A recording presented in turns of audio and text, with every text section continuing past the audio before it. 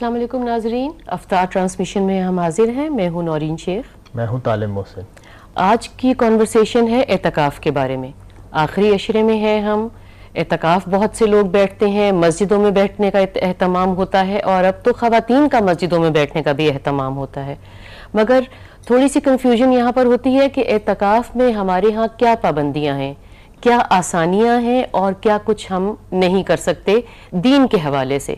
आइए इस पर गुफ्तगू करते हैं। जी तालिब साहब।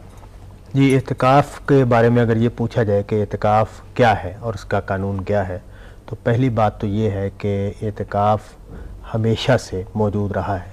कुरान मजीद में जब हज़रत इब्राहीम को यह हुक्म दिया गया कि वो खाना काबा को तामीर करें और इसको तौहीद का मरकज़ बनाएं, तो वहाँ दोनों को मुखातब करके कहा गया कि तुम्हारी ये ज़िम्मेदारी है कि तुम एतकाफ़ करने वालों के लिए और हज करने वालों के लिए इसको पाक रखो। तो इसका मतलब ये है कि एतकाफ़ की इबादत जो है वो हमेशा से खुदा के मज़हब में मौजूद रही है और इसकी एक सिग्निफिकेंस है, इसकी एक अहमियत है। और इसकी सिग्निफिकेंस मस्जिद के साथ ही है, वहाँ आके बैठ के लोग एतकाफ़ करेंगे।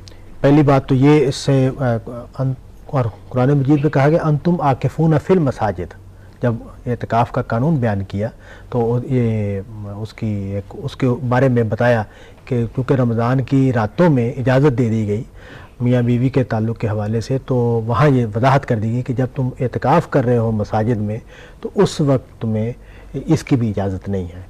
तो इससे ये बात वाज़ेह हो गई कुरान मजीद ही से कि एतकाफ़ मस्जिद में किया जाएगा और एतकाफ़ का ताल्लुक़ मस्जिद के साथ तो है। फिर घरों में एतकाफ़ करने का रवाज कहाँ से आया, ख़वातीन के स्पेशली हवाले से?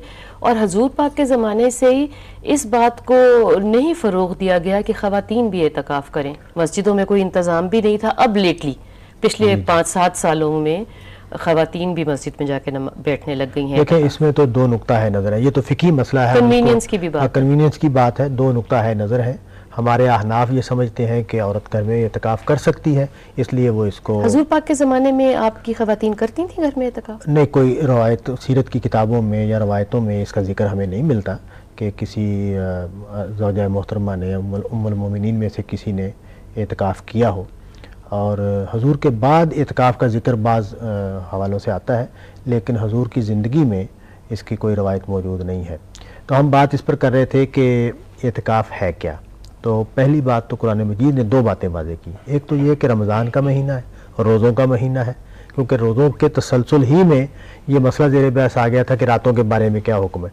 जब रातों के हुक्म की वजाहत की तो वहाँ ये कह दिया कि जब तुम एतकाफ़ कर रहे हो मस्जिदों में तो उस वक्त तुम्हें इसकी इजाज़त नहीं होगी। तो इसका मतलब ये है कि एतकाफ़ मस्जिद में होगा, रमज़ान के महीने में होगा, रोज़े के साथ इसका मतलब है कि रमज़ान के महीने के बगैर एतकाफ़ नहीं किया जा सकता। ये राय है बाद लोगों की कि एतकाफ़ किसी वक्त भी किया जा सकता है, रोज़ा इसके साथ शर्त नहीं है। लेकिन कुरान मजीद के अल्फाज के दरोबस से जो बात मालूम होती है उसमें लगता है कि रोज़ा और सिग्निफिकेंटली आखिरी अशरे के लिए ही है। रोज़ा और एतकाफ़ जो है वो आपस में मिले हुए हैं। तो एक बात तो ये। दूसरी बात ये है कि जैसे मैंने एक बात बयान कर दी कि एतकाफ़ की रातों में भी जो इजाज़त एतकाफ़ के अलावा थी वो इजाज़त ख़त्म हो जाती है और अब मस्जिद में रहना है, ख़ास अल्लाह के साथ लौ लगा के रहना है। ज़ाहिरी बात सिर्फ ये है। इसके अंदर क्या होगा, क्या इबादतें की जाएंगी, रातें कैसे गुजारी जाएंगी, आप कुरान पढ़ेंगे, आप ज़िक्र करेंगे, आप नमाज पढ़ेंगे, किस वक्त क्या काम करेंगे, इसके बारे में कोई चीज़ नहीं बताएगी। सब चीज़ें जो भी जो वाज़े किया गया है वो तन्हाई को वाज़े किया गया। हाँ, एक तो ये कि मस्जिद में क़याम किया जाएगा और नबी सल्लल्लाहु अलैहि वसल्लम फरमाया कि ज़रूरत से ज़ाहिर उस ज़माने में क़ज़ाए हाजत के लिए आपको बाहर जाना पड़ता था, वो जाया जा सकता था। और इसके अलावा अगर कोई शदीद ज़रूरत ना हो तो मस्जिद से बाहर ना निकला जाए। इसमें उलमा ने तफसील की है कि क्या जनाजे में जा सकते हैं या नहीं जा सकते, और खाना खाने के लिए जा सकते हैं या नहीं जा सकते। लेकिन बुनियादी मकसद क्या है, ये तो है कि अप्लाई कैसे करना है किसी हुक्म को, किसी तकाज़े को। बुनियादी बात यह है कि आप मस्जिद में क़याम करेंगे और इसमें दिन भी मुकर्रर नहीं किए गए। लेकिन नबी सल्लल्लाहु अलैहि वसल्लम ने या 10 दिनों का एतकाफ़ किया या 20 दिनों का एतकाफ़ किया है। अच्छा। हजूर के यहाँ ज़्यादा कमी बेशी इसमें नहीं है, वेरिएशन दो ही है कि हजूर ने आम तौर पर 10 दिनों का एतकाफ़ किया है और फिर 20 दिनों का एतकाफ़ किया है। बाद रवायतों में पूरे महीने का एतकाफ़ का जिक्र भी आता है। तो ये हजूर का तरीका तो ये था। तो आम तौर पर 10 दिनों का एतकाफ़ ही किया जाता है। یہ تو اس کا طریقہ کار ہو گیا. اور اعتکاف کے لیے جب آپ بیٹھے ہیں، آپ تنہا بیٹھے ہیں اور صرف عبادت کی غرض سے ہی بیٹھے ہیں. عبادت یہ نہیں ہے کہ آپ اکیلے بیٹھے ہوئے اب کہہ رہے ہیں جی میرے پاس اب کرنے کو کچھ نہیں ہے. پری پلانڈ ہونا چاہیے کہ میں نے اعتکاف میں بیٹھنا ہے، تنہا بیٹھنا ہے، اور بغیر ضرورت کے میں نے ادھر ادھر کی سوچنی بھی نہیں ہے اور کچھ بھی نہیں کرنا. مگر یہاں کھانے پینے کی کوئی ممانعت نہیں ہے. کھانا پینا تو ظاہر روزے رکھنے ہیں، نہیں، روزہ تو آپ نے دن بھر رکھا نا.